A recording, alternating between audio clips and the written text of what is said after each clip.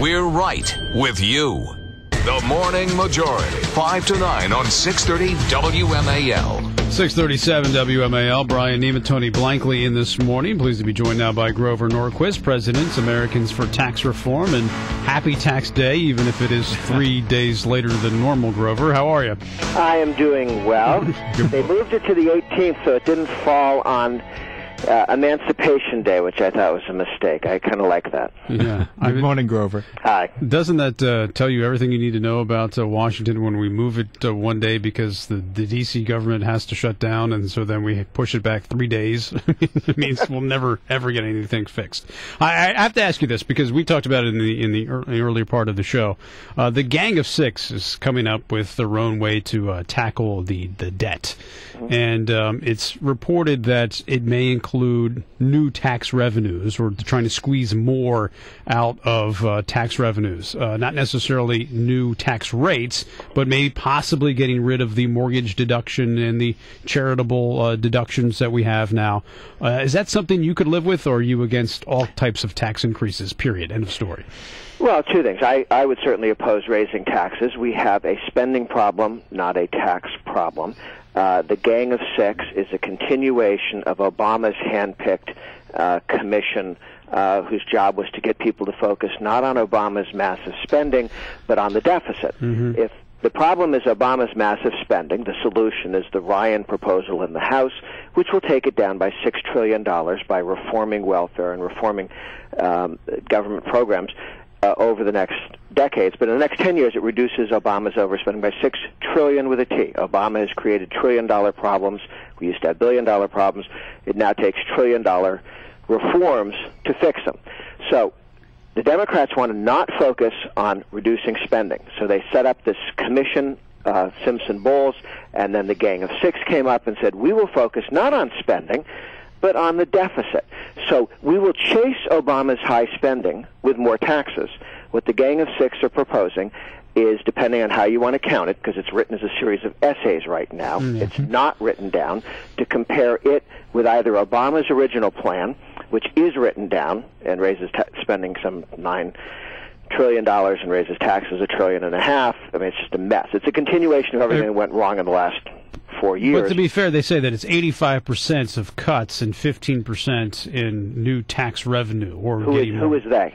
This is all in theory. This is what Tom Coburn has indicated that may be something that he could get behind. Yeah, except he's sitting in a room with 3 Democrats led by Durbin, and they agreed ahead of time in the commission and in this other thing that it's supposed to be 30% tax increases, 70% spending restraint, and they want to call eliminating your home mortgage interest deduction a spending cut. Right. Because this new theory that Obama and Coburn have, that if the government doesn't take a dollar from you, it just gave it to you. If a mugger walks past you on the street, he gave you his wallet. That is Ted Kennedy's rhetoric from the 1970s, and we rejected it in '86 when Reagan said tax reform is revenue neutral. That's when you reform the tax code, you don't use it as a hidden tax increase. Coburn and Obama want to go back to the old Democrat play, which were tax reform was a word you used when you really meant tax increases. According to Paul Ryan, that Coburn plan is $2 trillion of tax increases. When we look at it, use their own numbers, it's at least $1 trillion over a decade, over 10 years, and the Heritage Foundation says it's $3 trillion. The reason why you can't tell is because they came up with new words to say when they raise your taxes, they'll call it a spending cut. Grover? Yeah. I have, it's a technical question, but since you actually may have the power, thumbs up or thumbs down, to decide whether we have enough votes if we ever have a deficit deal, I'm just curious. A spending deal. A spending deal. I'm just curious. When you decide whether something is revenue neutral or not and passes your test, do you use CBO scoring, your own scoring? How do you? I mean, for instance, if we reduce the rates on capital gains, we actually increase revenue. So how are you going to judge? Because you personally, Grover, may in fact have a significant amount of power in several months if it comes to a vote. Yeah, this has never been a problem in the 50 states or in discussing stuff here in D.C. Now, clearly, if you cut the capital gains tax, that raises revenue, but it's not a tax increase. Mm-hmm. I support and we were founded by the American Tax Center was founded by the Reagan administration. Yep. They just asked me to run the thing. I know. But it was their idea, and the point was we want revenue-neutral, pro-growth tax reform. That's what Ryan does. Ryan takes the top individual rate to 25%, the top corporate rate to 25%, and replaces it with many deductions, getting rid of deductions and credits, which will be written out by Dave Camp on the Ways and Means Committee. They'll do that in a way that's revenue neutral in a static model. That's what I was thinking. Okay, yeah. Which means they won't give you credit for the fact that a 25% rate at the corporate or individual level will actually give you growth and you'll raise more money. But on a static model, it'll be revenue neutral. So you'll be using a dynamic model, as we yeah, always because if you move away from that, it's too easy to play games with it. Yeah.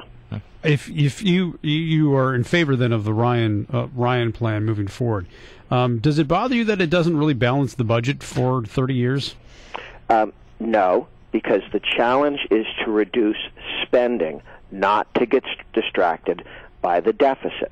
His reduces the accumulation of debt that Obama is doing by $6 trillion and brings spending down from 25% of the economy to 10 years later 20% of the economy.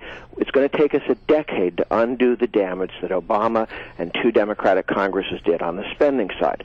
Now, with those reforms, he actually, several decades out, takes spending down to 15% of GDP, and it continues to become smaller as you reform welfare, Medicaid, and other programs. So focus on spending. Never get distracted by the deficit. The point of getting people to focus on the deficit is to make tax increases the economic equivalent of spending cuts. Nice trick by Obama, not a good economics. All right, Grover. Good to talk to you as always. We appreciate your time. Good.